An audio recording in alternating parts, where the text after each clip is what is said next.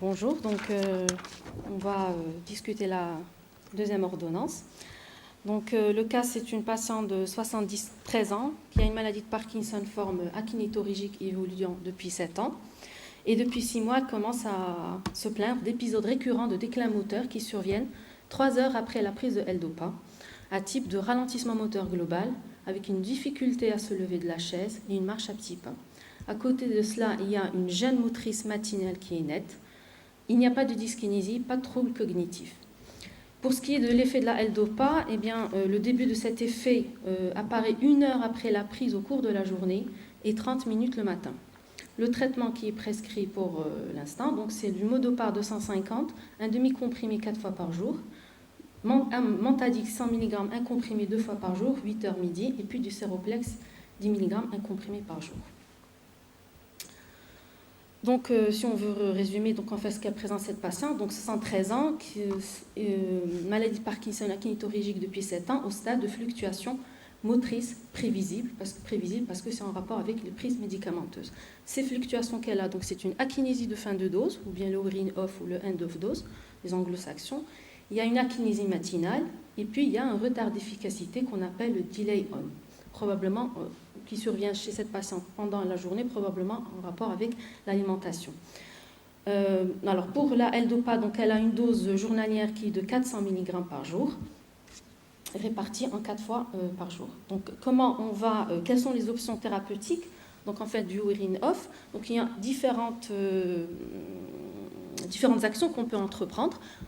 Il y a en premier ajuster les doses de la L-Dopa, introduire un inhibiteur de la catéchol au méthyltransférase, ou bien introduire un IMAO type B, inhibiteur de la monoamine oxydase B, ajouter un agoniste dopaminergique, ajouter un anticholinergique, ou bien augmenter la mentadine. Donc ça, c'est toutes les différentes actions. On va voir chacune d'elles si elles sont adaptées au cas de notre patiente.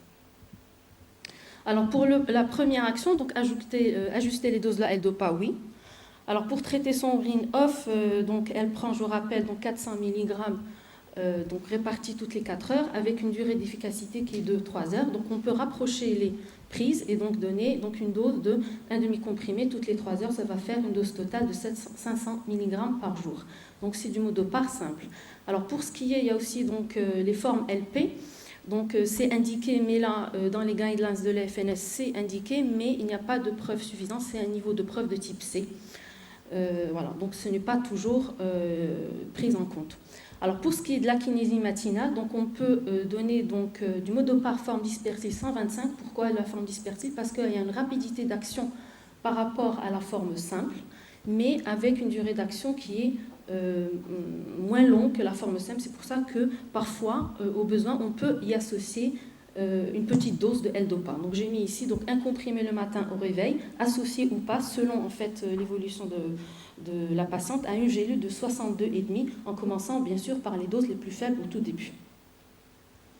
Alors introduire un inhibiteur de la COMT ou bien un inhibiteur de la monoamine oxydase type B. Alors pour ce qui est de l'inhibiteur de la COMT, on a à disposition 2. Je vous rappelle que ces 2 molécules augmentent la biodisponibilité de la L-Dopa parce qu'en fait elles inhibent les enzymes qui catabolisent la dopamine au niveau cérébral. Donc il y a une meilleure biodisponibilité de la L-Dopa et donc une plus longue efficacité de cette molécule. Alors il y a 2 molécules, c'est la tolcapone et l'antacapone. Alors la meilleure efficacité c'est la tolcapone, mais elle est très hépatotoxique, donc elle est indiquée qu'en deuxième intention.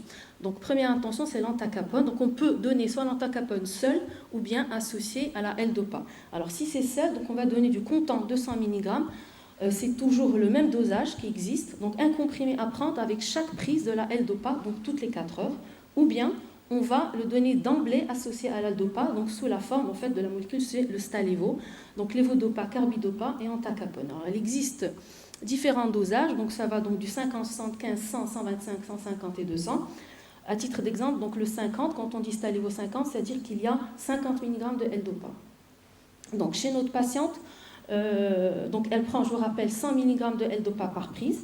Donc il faut donner le même dosage, donc Stalevo 100, et à ce moment-là, toutes les 4 heures. Alors on n'est pas obligé de diminuer la dose parce que chez cette patiente, il n'y a pas de dyskinésie. Auquel cas, s'il y avait eu des dyskinésies, il aurait fallu diminuer la dose de 10 à 30%. Alors l'IMAO de type B, j'ai mis une croix rouge. Non, on ne va pas le donner chez cette patiente. Pourquoi? Eh bien, parce qu'elle est sous IRS. Et l'IMAO-type B est contre-indiqué chez un patient qui est sous antidépresseur de type IRS parce qu'en fait, ces deux molécules augmentent le taux de sérotonine intracérébrale et il y a un fort risque de syndrome sérotoninergique, donc contre-indication formelle. Cette patiente est sous Séroplex, on ne peut pas ajouter de la Zilect.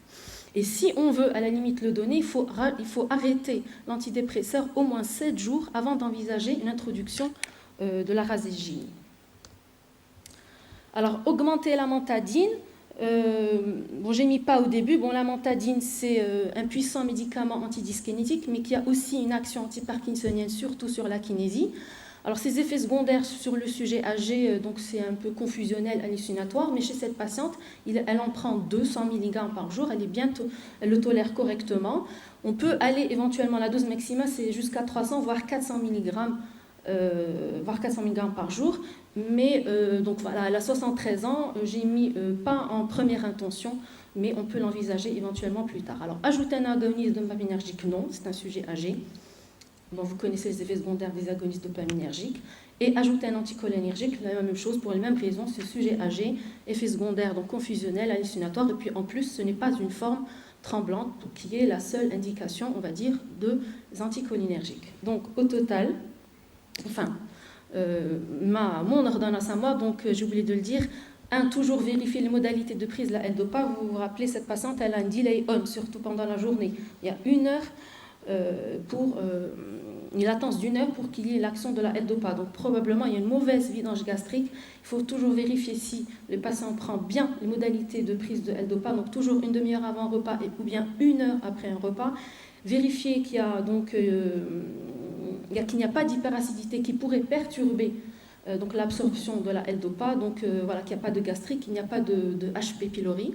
Et puis, donc bien sûr, donc, alors, mon ordonnance à moi est donc de donner du Modopar 125 dispersible, un comprimé et un comprimé de 62,5, la forme simple, le matin à 8h, et après alterner avec du Modopar 250, donc un demi-comprimé toutes les 3 heures.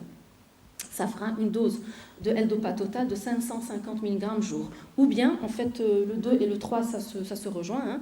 Donc, Modopar 125 dispersible matin avec un comprimé de 62,5. Et puis après, enchaîner avec du Stalevo toutes les 4 heures.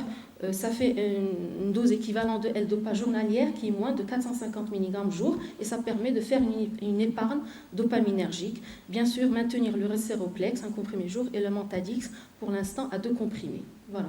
Alors pour ce qui est des réponses, donc en fait la majorité d'entre vous, 65%, donc ont répondu donc ajuster donc le Modopar un demi-comprimé toutes les 3 heures.